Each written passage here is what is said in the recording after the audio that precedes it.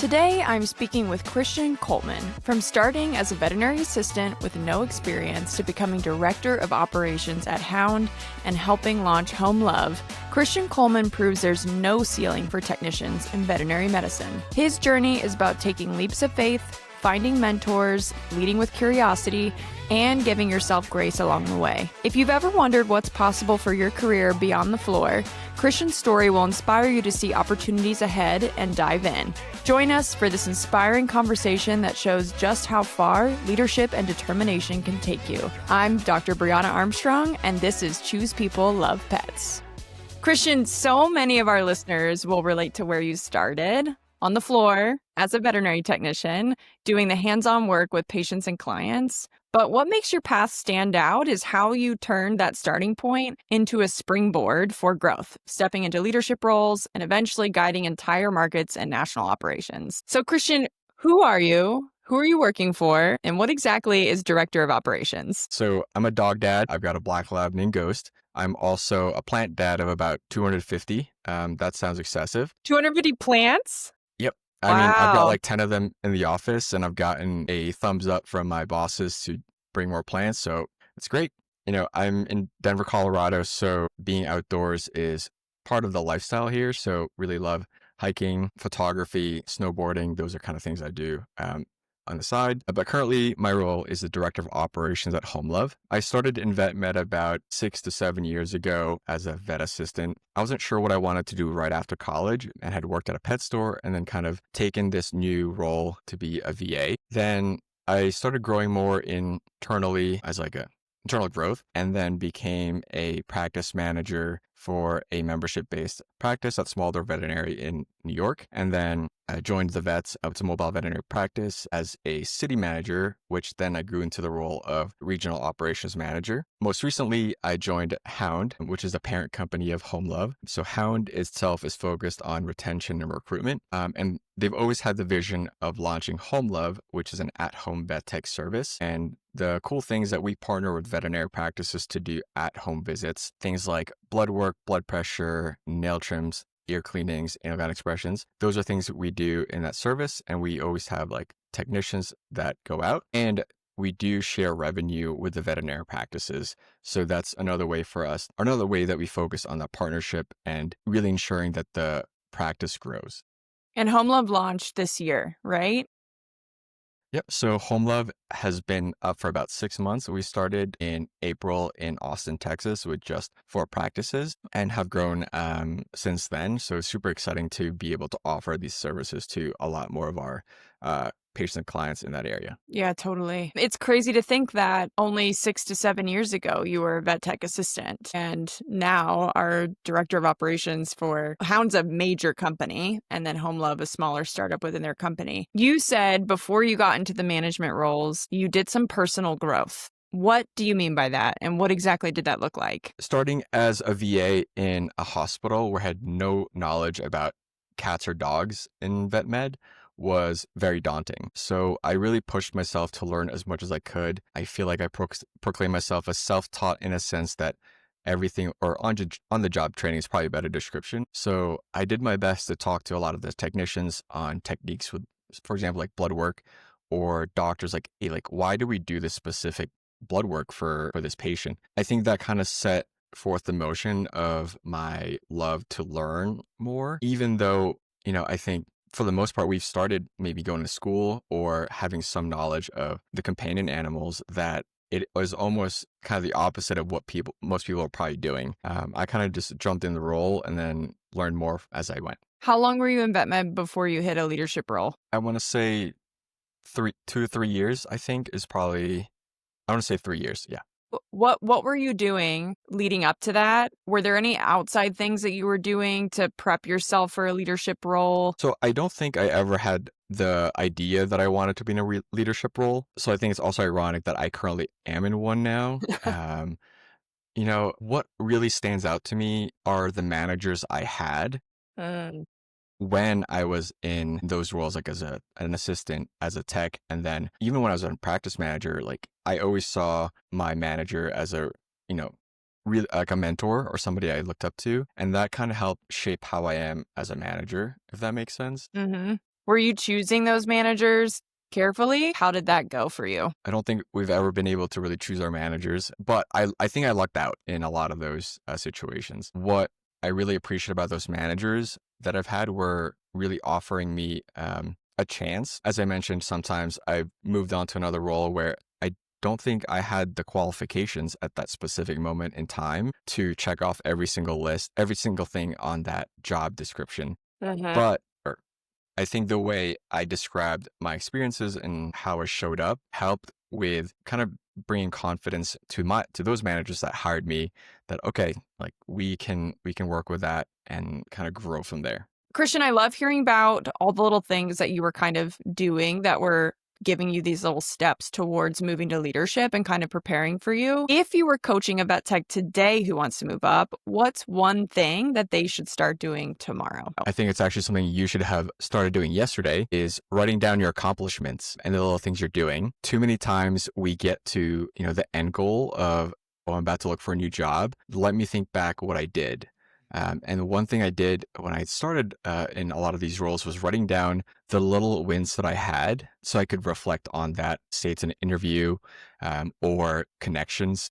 It's really important to be able to recall those things that even like small can help impact and prepare you for that interview, or updating your resume, or for that next role. Too many times we forget the small details that actually led up to the success. So highly recommend keeping a notes on your phone of your accomplishments, or even the things you learned from mistakes you had. That is such good advice, Christian. Even right now in my role, people ask me, like, what do you do every day? And it's like, you just do so many different things. And it's hard for me to like put into words what exactly I'm doing as a leader in this hospital.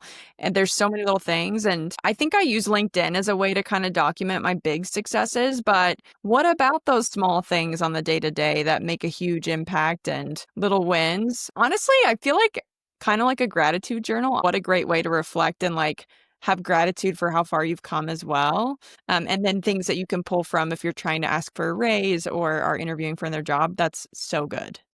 Currently, our leadership team at Home Love, we have a weekly meeting where we basically recap what we did last week. So it's helpful to really have a list of things that I already want to write about, and just recalling the little wins, as I mentioned. I think it's really important to share the successes with your leadership team too, and not just for yourself. Another thing to add onto your accomplishments list would be reviews that clients give you, or the little feedback that they have. Those are things a lot of people I don't feel that capture, and I think has a huge impact, exemplifying your growth and leadership. Another thing that I think is probably controversial is doing things without necessarily getting paid for them. I think I say that's controversial because we want to make sure you're always getting compensated for the things you're doing. But a lot of the times, I think when you say yes to that new task that your manager tells you, it's not always like, that's out of my scope. For me, it was like, cool, that's another thing for me to learn. You get paid when you're there. I think most technicians are getting paid hourly. So getting paid to do that is great. But I always had the mindset of like, what can I do with this knowledge in the future to then kind of propel me to any other role that I take? Christian, there's a part of your story where you were fired from a leadership role. And I think it's an interesting time in your career. So tell me more about what happened. So I had worked at the vets in their Brooklyn location, and I was just a city manager. But 3 weeks into me starting that role, I had received I got jumped in a meeting with HR, letting me know that my position, but also my city, was terminated. This was 3 weeks into me being into that role. So that was kind of My uh, gosh. that was crazy. Within that time, I had really tried to figure out, like, what do I want to do? So I was a city manager and don't really know what other options I had. So I had reached out to different companies, and luckily I saw that Hound, was this new software or new company that's focused on recruitment and retention. I just sent a message on LinkedIn to Andrew, our CEO, just saying, hey, like, recently been laid off at my role. I'd love to connect more to see if you have what options you have or opportunities you may have in your company. You did this on And that was enough. LinkedIn? Yeah, it was through LinkedIn. And, he was a really nice guy and just, he said, yeah, let's chat more. And we talked about like Hound and my experience. And at that immediate or during that call, we made it was very apparent that there was no like specific role for me at that time, but it made it really prominent for me on why it's important to be connected, because little did I know they'd spin up Home Love like 2 years later, in which they tapped me into this role. So I think there is a reason to network and connect with other professionals in vet med. And I think we always hear it where people are saying, vet med is a small world. Mm, So it's, I think, really important to have that mentality. yeah. What happened with the vets? I had left before they had closed down, So they're no but longer operational. I believe so. They were they were a hospital group? They were a mobile veterinary practice. So they Okay. had a bunch of different hospitals across different markets across the country. That's crazy. And so you started that job 3 weeks into it, they fired you. What was that like to go through mentally? Like, how did you handle that? The first thing I did was I had taken the week to go to like Acadia National Park and really kind of just decompress from the world, because I was like, what did I get myself into? Or like how does that happen? Part of me kept trying to blame myself for being laid off, but I was like, no, I had no part of this. Like 3 weeks in was, really not enough for me, I feel like, to have closed the whole city down. And it really made me frustrated that like you knew that this was going to close down the moment that you had hired me. So like you had to have known that this city was not performing well before that. So it's a little Mhm. bit frustrating to have been like, okay, why did I even start if you knew you were going to close it? What job did you come from when you started with them? That was when I had left my role as a member experience manager. So that was my first leadership role, was at my job before that. How long were you in that role for? I was there for about 9 months. 9 months. Why'd you jump so quickly? Part of it, I think, was the misalignment with management. I was always told that I was very outspoken in like some of the issues. So I think sometimes that made me seem like a troublemaker. Were these like top-down decisions about policies and procedures? Were they like how they were handling their people?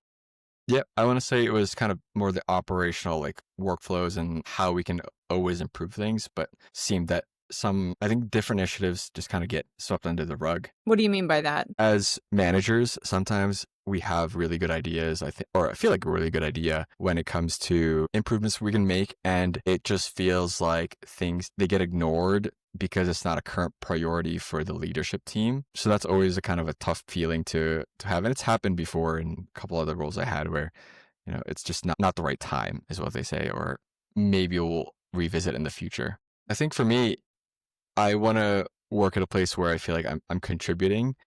And at that point, I just felt like, okay, like what I can contribute here has ended because of this like conflict that I'm having with the leadership team. And I think I would like to find a better place where my operational mindset can be utilized. And also I think there's days where just like you count more days that are bad than good. And it really makes you question like maybe it's time to look for other roles where I can do well in, or other opportunities out there. I feel like that's really good advice. Like if you're having more bad days than good days, it's time to start looking. Yeah. Or maybe And I before think that we should look, but like if that's what you're seeing, that's a big red flag. it definitely, I think hear from other colleagues too. I think sometimes we leave a little too late Mm-hmm. in we leave a company a little too late rather than doing it earlier on, where you kind of keep that door open. But, it is challenging to find a new role immediately sometimes. So like you end up just sticking around but you're just unhappy. So there's not always a specific answer, I would say, that will say like, when do you know? I don't think you do, but I think you start to just kind of build up this negativity. Like, all right, well, now's the time for me to leave. Part of it felt like they didn't trust me as a leader, and that some of the things I'm experiencing, specifically when I'm working in the practice and seeing things firsthand, that they weren't like warranted because they kept saying no to me, or it's not a priority. So I can definitely see how that can impact like people that directly report to you, of ensuring that like you're acknowledging them. But for me, it's the first time I'm, you know, in a leadership role, it definitely made me have a little bit of an imposter syndrome, or okay, maybe I'm not like, what is being a leader like when you're amongst other leader? Like, is this just a general, like, you're not always going to agree with one another? Or is it something I am personally having an issue with in terms of like, maybe I'm just not seeing it the way they're seeing it, or maybe it doesn't matter. So it definitely made me question myself a lot on me. So you're like questioning whether or not you think you're a leader. Why did you go to another leadership role? Why didn't you just go back to being a technician? I think part of it was that I wanted to prove myself that I was wrong to myself, that, okay, maybe there's different types of leadership roles. And I think as I grow, I realize there are different ways that like there's different leadership styles and there's things you can excel in. And for me, it was like I started to realize that the operation side is still a leadership role, even though you're not kind of leading people. I think figuring out ways to make your team's day-to-day life easier is kind of a talent that to have.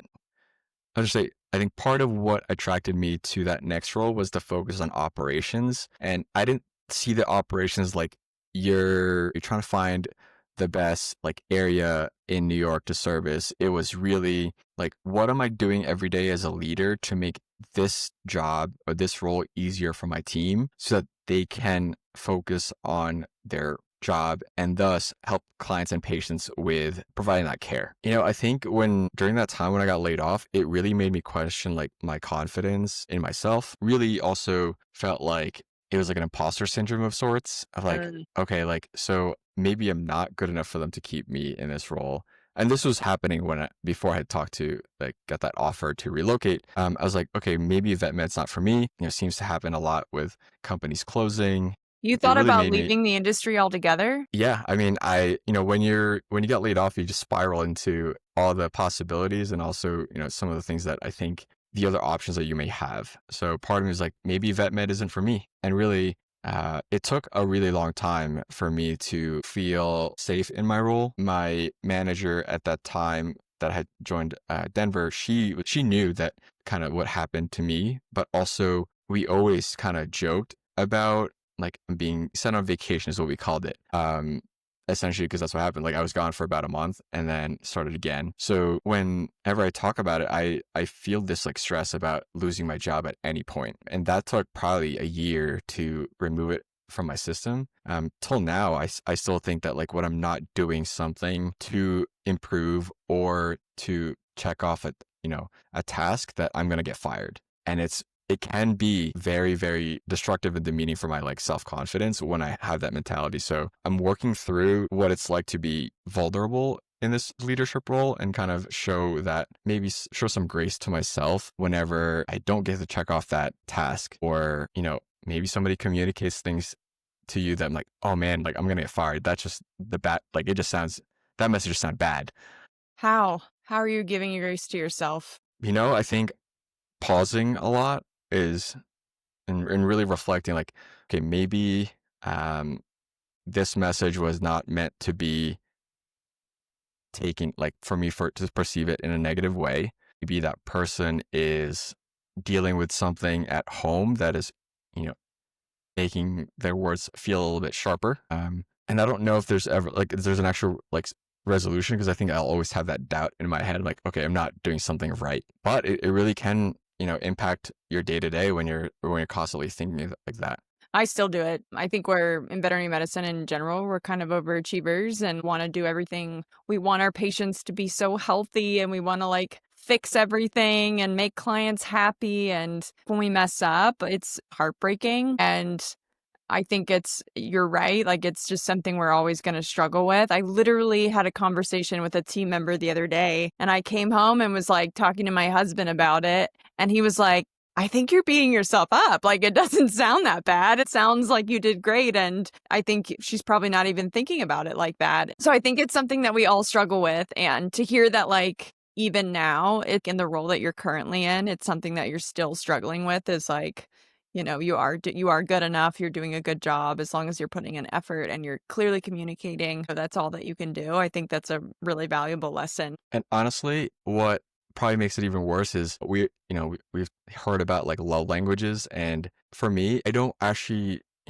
affirmations of like me doing a great job probably doesn't impact me as much as when I'm not good enough. Like rejection or, failing at something probably impacts me more than if somebody says that you're doing great. And I feel like when I'm failing, I'm a lot harder on myself than I probably show. And like, so it can be like a negative thing to have that mentality of like, okay, I'm not good enough. And then suddenly continue to do that. Like, okay, but then whenever somebody, says, no, you're doing great. Like, oh, I don't believe it. I'll do great when I feel like I'm doing great and when I'm not failing. Yeah. It is interesting. We do learn better when we make mistakes. I think some of this that I've worked out with my own self is like trying to reframe when I make a mistake or do something wrong from it being a huge, like a detriment to my character. Instead of that, it's like it's a learning opportunity and I'm actually going to do this better now because I've messed up, and trying to not make it such a negative thing and make it just a part of life and learning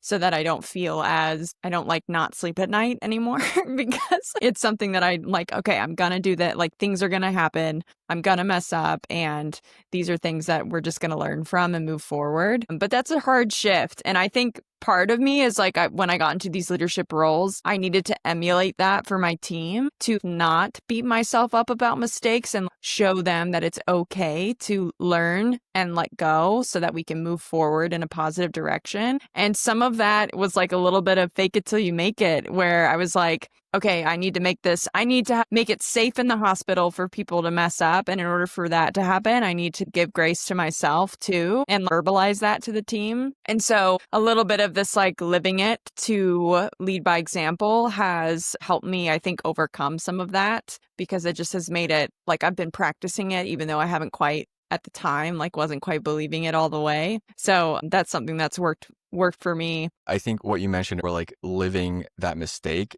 in front of your team is super important. I don't think I'm afraid to make a mistake in front of my team and also to acknowledge that mistake when it happens. It helps really humanize you as that you're a person and you're not like their manager, which Mm-hmm. is a word that like I think people are just afraid to use because it just has a negative connotation. But really, giving yourself grace and admitting when you're not at your best is important. It's like removing the ego from your own ego. Of like, Mm-hmm. okay, I messed up.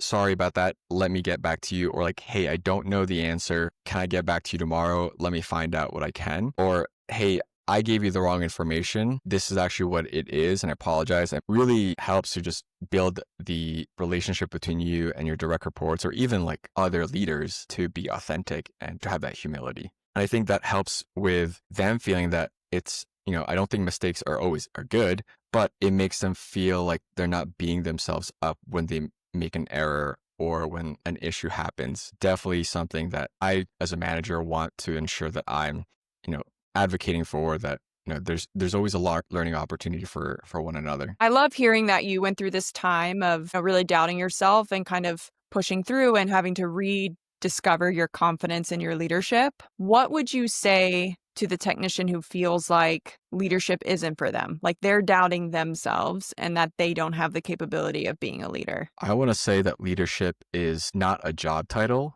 but more so somebody's character. We spoke about having good managers and bad managers, but what really stands out the most, I think, for us is like a good leader. You don't have to be in a leadership position to make a difference and act like a leader. So where based on my story, I don't know everything when I went into that role, but I did my best. And I think showing up with authenticity and knowing you don't know everything, but also understanding that it is a characteristic that you have in terms of leadership, and that the title is something I think you earn, right? Regardless of if you're a leader, if you're doing a bad job, people are not going to consider you a leader. So I really want to emphasize on that. Don't let the title fool you into believing somebody's a leader. Let their character like speak for it. One last thing I would add to people who are feeling a little bit of imposter syndrome when it comes to leadership is that you and I are like, I did not start my job in leadership thinking I knew it all. I even am very transparent with my team that I am a growing leader with them and I need their feedback so that I can help grow in the right direction. And I think that's like that's where we all are. Like nobody in vet med gets really good leadership training. And I think transparency with the people that you're working with, as far as like, I am your leader and I am learning. And if I do things, I'm going to try my best to be the best leader I can be for you. And if there's something that I can do better, I want to hear it because I want to be the best leader for you. So don't be fooled thinking that these hospital managers and medical directors and business owners, like they're all just humans. Even multi-billionaire, big CEOs, like they're all just human beings with like human being problems. And it took me a really long time to get comfortable with the idea that like these really important people are just like they wake up every morning and brush their teeth and poop just like I do. Like it's just like they're just people and we're all just figuring it out and it's okay. It's okay. When you say, you want to be the best leader for them, I think a word that I want to put in there is like advocacy. You want to be able to build that trust with your team so that they know you're advocating for them behind closed doors. I think too many times you never know what your manager truly feels about you, and you don't know if it's in a positive or negative way. So building that rapport with your team, being vulnerable with them, being transparent, but knowing that you're advocating for them is probably the last step that I would say when it comes to that, like checking off like, hey, am I a leader? Are you being an advocate for them through the challenges that they're experiencing? When you have made your way through the different steps in your career so far, how do you make decisions about where you're going to go next? I know you said specifically for the vets, it seemed like intriguing. What does that thought process look like for you when you're trying to decide, is this the right career move? Should I do this next thing? Even within your own roles, like how do you say yes and say no? Because you can't say yes to everything. I think for, specifically when I'm moving up to roles, it's understanding what that role requires beyond the title, right? When I saw city operations manager, I definitely saw operations as a name, but the way to describe them, like, you'll be in charge of day-to-day operations of like protocols, engaging your team to improve financials really helped me like, okay, like outside of the medical aspect of this role, like I can have a bigger impact for my teams and then for their clients and patients by maybe providing a better work-life balance or understanding, really deep diving and seeing what the issue actually is versus what the issue seems like. I think that's always what I've tried to do is like, what can this role really grow into? Almost thinking about the next step after that without knowing really what the current step is also hard. But I feel like luck has helped, or maybe not luck, but having a better understanding how the vet med community works is super important. How does the vet med community work? What do you mean by that? I think we talked about ceilings in terms of growth, that a lot of times people do think there is a ceiling as a technician where you're like, when you have your license that you just stop at being an LVT, but you can specialize, you can grow into a leadership role, you can start your own company as a LVT. There's a lot of outlets with the license, but there's also a lot of outlets just thinking about like what you can do outside of the medical aspect. So for me, becoming a practice manager led to becoming an operations manager and then becoming a director. So there are, I think, ways you can do it. Just can't keep yourself kind of closed in. One of the things I heard in what you said is that you have an interest in having a positive impact on the profession, either the teams or the patients and clients. You, in the last 6-7 years, have kind of worked your way up. What, in your perspective, are some of the biggest challenges that veterinary medicine is looking at? Ironically, I think it's your manager. I feel like constantly I hear about like just bad managers in this position. People are telling you about their experiences with their previous hospitals, Yeah. or They'll give me an example like why they don't like working there. And a lot of the times it was misalignment with management. So that is always intriguing to me that it seems to be more common of an issue than say like, oh, is the pay yeah. or it was the hours. It was really what it was. Like I hear a lot is the impact of the bad managers can be in vet med. Isn't that interesting? It's like we talk about the money all the time, but when you actually hear stories about people's bad experiences, it's always about the people they're working with. Tell me about the managers that you loved. What did you love about them? Why were they so good? I think each one has a different unique perspective. Okay. One, my first manager that I'm thinking about, he was great at conversations. We hear about like, or I've heard before, it's like, oh, like corporate is making me like tell you this, but he never said it that way. He tried to spin things in a positive way, I want to say, where it's really, it seemed like he was always in line with what corporate wanted to talk about, but also making it super casual and friendly that you trusted a lot of what he was saying. Honestly, the next one, were the ones that gave me a shot at that leadership position without having any experience before that. And she seemed like this manager that was really willing to take the risk, knowing that like there could be something good happening at kind of at the end of the um, whatever the situation was. So that was, I think, how I landed there. And then the third one really helped kind of build my confidence. Like openly discussing leadership styles was really good for me to understand, like, hey, these are your pros and cons. This is how you're going to really navigate the situation. She'll be like, I know you know how to kind of talk to this person. You're just giving yourself like doubt. And like, I know. Like this is, I'm here because I want to talk to you about this is how I want to approach it. Like, how do you feel? Kind of being more of a coach and a mentor was when I realized like, okay, the term manager is negative if you're not doing the mentoring and coaching part, then you're just like managing. So for me, I want to focus on ways I can really mentor or coach my direct reports to be able to be autonomous. I've seen a lot of distinction between management and leadership and how that looks different. And I try, as I'm managing my own hospital, really trying to influence people and help them make their own decisions and like solve their own problems and not just like tell people what to do. But it's hard because we're problem solvers. Like I just want to solve people's problems all the time. And like that's how I am as a doctor.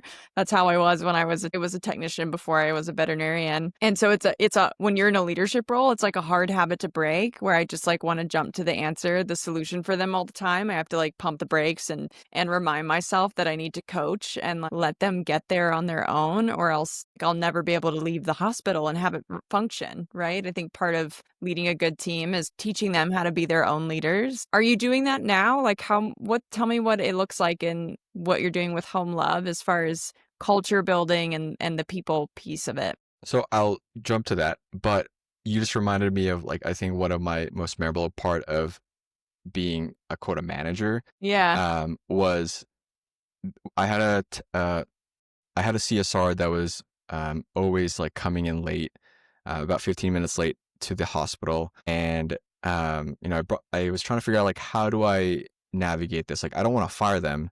It was probably the first real situation I had as a manager to have that kind of discussion. Yeah. So, I had approached her like, hey, do you have time to talk? She's like, yeah, let's talk. And my goal was to learn more on why they were being late and what we can do. So I approached it as like, hey, I've been noticing that you're arriving like 15 minutes late to the start of your shift. It's impacting our patients because nobody's up front to help with clients. And then it also kind of cascades. So then one of the technicians has to go up to the front. And she mentioned like, hey, I'm really sorry. I'm doing my best. I just recently moved to a new apartment in New York and I'm having to figure out the subway situations. But I acknowledge that like I am late and I'm doing my best. And I said, okay, well, I appreciate you acknowledging that. How do we now move past this? Like, what can we do for our own that really to make sure we get here on time? She goes, well, I promise to make sure that I leave my house 30 minutes earlier than I currently am to make sure I'm here, and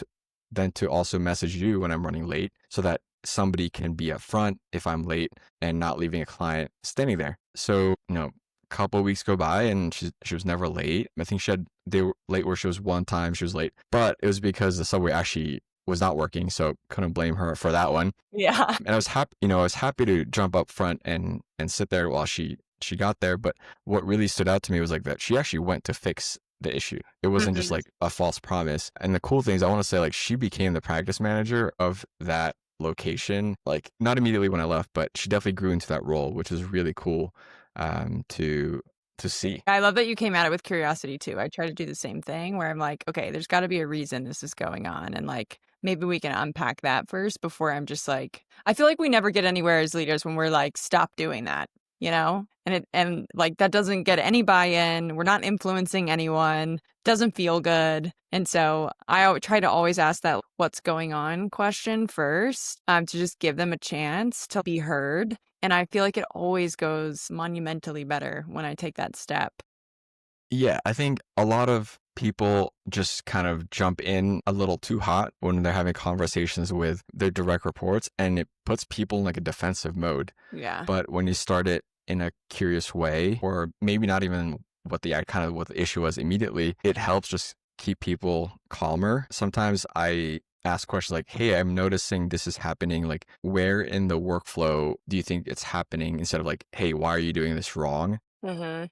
Because then I can also understand maybe there was a miscommunication that happened that I did not realize, rather than blaming it on the technician or something else. I think that's really important to just understand.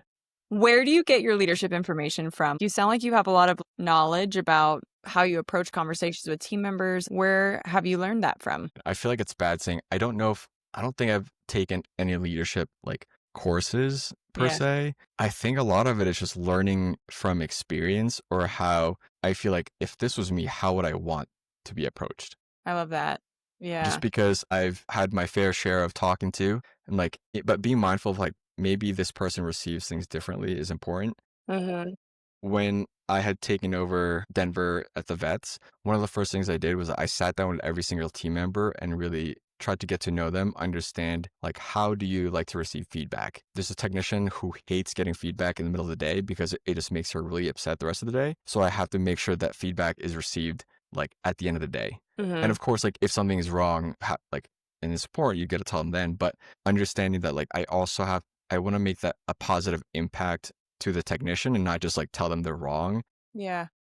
is important. So how will they receive this best is something you have to learn for each person, because I don't think there's a one answer for every situation. What part of the people management was the learning curve, and if there are people who are interested in moving into leadership roles that are vet tech assistants or vet techs, like what advice would you give them knowing what you know now? Yeah, I think the people management part was challenging for me because every person and their experiences is unique. With businesses, there's your profits and losses, like your scheduling. Those I feel like were given, but how do you actually roll with it when your technician is calling out, or somebody has a personal issue that you're hoping to kind of navigate through, was really, I think, what can make management hard. And maybe that's why some managers just don't want to find solutions for their team, because it's too much like on them to find a solution. But I think as an advice for somebody who's trying to jump in this role is like, give yourself grace, give your team some grace. If somebody's struggling and maybe this just another technician that you're working with, like take the time to ask them what's going on, like how you can help, instead of saying like you're doing it wrong, do it this way. Really, like, there is a human behind that technician, and understanding that will really focus on building your relationship and I think it's also personal growth for the individual. For veterinary technicians or assistants listening today who love the profession but aren't sure what's possible for their career, like kind of going back to that ceiling, what would you say to them about creating their own path, kind of like you did? Take that leap of faith. It's not always about finding that next job, but like, what can you do with what you have now to improve yourself and like your experience? Okay. I've heard you say a few times that we should be taking the leaps of faith and just going for it. Of all the leaps of faith that you've taken, which one scared you the most, and what did you learn from it? I think accepting that offer from a company that just laid me off was the scariest thing I could have done at that moment. But it really taught me a lot about the idea of leap of faith that we keep saying. I didn't know what was going to happen, but I felt like it was a good way for me to prove to myself my self-worth that I've had a lot of kind of issues with or dealing with as I navigate through what a layoff was like, and knowing that, or at least I had the mentality that my goal regardless is to do my best in this role and still, provide a positive impact for the team. It's pretty scary to think about taking over a manager that had just left in the Denver market. You have to kind of reset expectations you have to reset what their thought is of what a manager is going to be like, and to also navigate like interpersonal issues with, or navigate internal issues with confidence with a layoff is, stacking on top of those challenges. So it's definitely the scariest thing that I thought, um, or scariest thing that I feel like I've done, but has been rewarding, because the transition from New York to Denver in my personal life and also in my career taught me a lot about leadership. It's hard to know what you're going to learn unless you really have the hindsight. I think something else that I'm hearing from you is that when I'm listening to your story and I'm seeing where it ended up, one big takeaway that I'm seeing from the outside looking in is like the grace that you had whenever they did let you go opened up more doors. And I feel like that is such a huge lesson that maybe when it seems like the world is crashing in, that like that's not the end. And a layoff isn't the end all be all, and it doesn't mean that like your career is over. And having the emotional intelligence to be professional in those situations and move forward as best you can then led to that same company that let you go asking you to come back, right? And so what probably felt like the world crashing in ended up being another incredible opportunity where you learn so much more.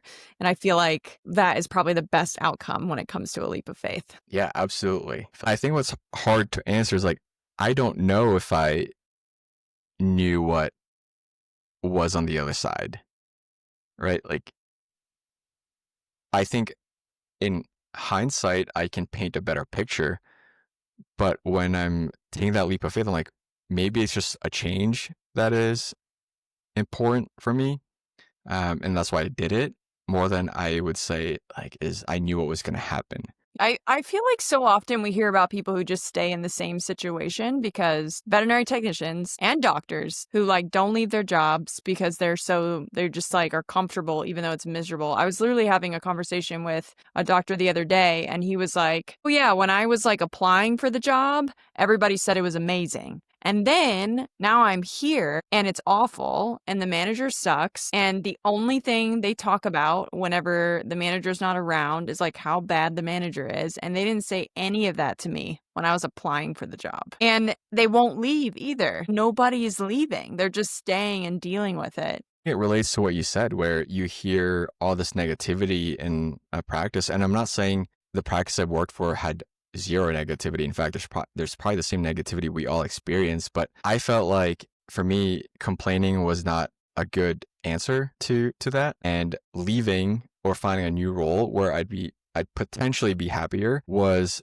good enough for me to switch gears. I'm afraid of being, I think, one of those people where I hate my job so much that that's all I talk about, but won't do anything about it. I think that's part of me as being a manager is like, I want to make sure that like my colleagues don't leave because it was like of inaction. So maybe that's what helped propel me to this role was like, I've just never been, I don't want to say I was never content. I would say because I don't think I have a path set forth in when you ask me like, what are you going to do in 6-7 years? Like, I have no idea, but maybe having that mindset helps to kind of keep every single door open moving forward. And maybe that's what this whole kind of conversation has been about is like, we try our best to plan our future with like, here's the next step as a technician, but then, hey, this opportunity is there. Like, let's take it.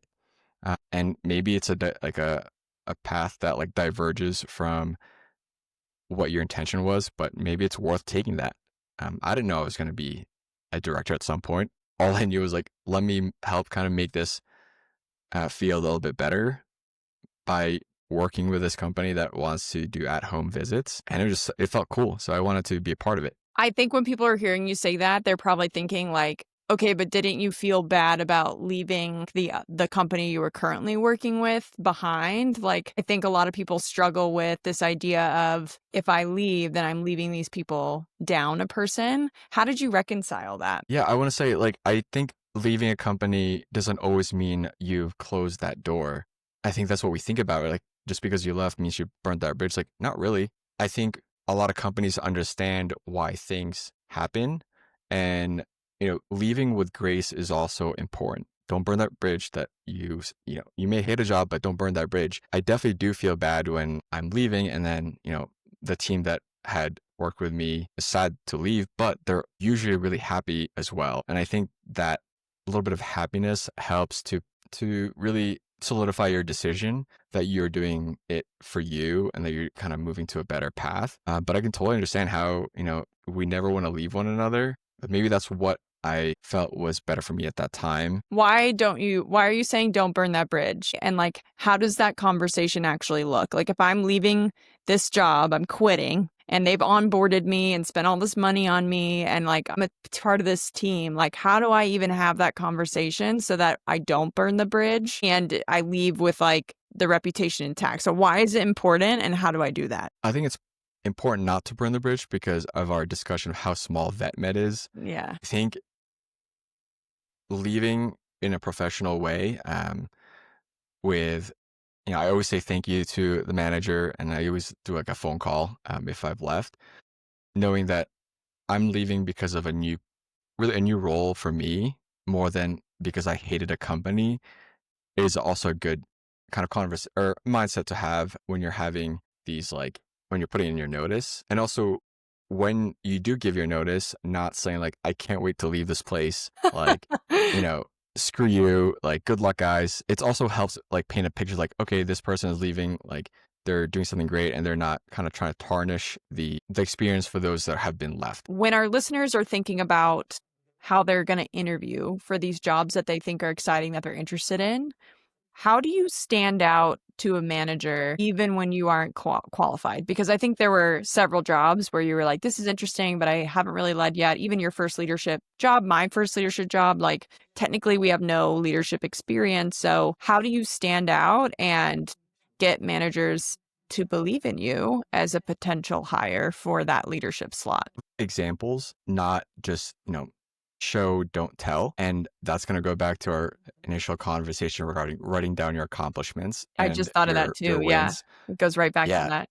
And I think we generally, ask the same question, at least I do, of the general idea of what the questions we're going to ask in an interview are pretty similar. You're talking about customer service, like your knowledge in vet med, strengths and weaknesses.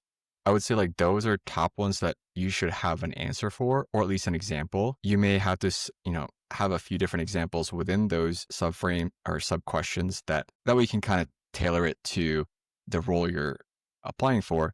But writing down, those accomplishments will help make it easier for you to have a topic that to go back to every time those questions are asked, because they're not always going to be like, give me a time that you gave great customer service. It could be like, could be an example like you're experiencing a challenging client. Like, how would you go about navigating through that situation? And you don't have to answer it like what you would do. You could give an example of what you did previous in your past. So it shows them that it's not something you're going to do, but it's actually already something you do already. Uh-huh. And that will help, build that confidence with your manager. But also I think it helps you build confidence for yourself, knowing that like, okay, I actually have things I've done before that relate to this. It may not answer it, perfectly, but I have concrete examples that would make me pretty qualified for this. Yeah. When I was hiring my HM, one of the biggest things I looked for was whether or not they were comfortable with conflict management. Because I feel like as a leader, so much of our job is trying to manage issues, interpersonal issues between the team. It's a lot of holding people accountable. I mean, that is most of our job is people management. I mean, that is what we're there to do. Now, I feel like as a hospital manager, in a clinical role, as a hospital manager, also managing the back end of the hospital. So like inventory and marketing and all that stuff. But the other huge part of it is the people, like, you're managing your team.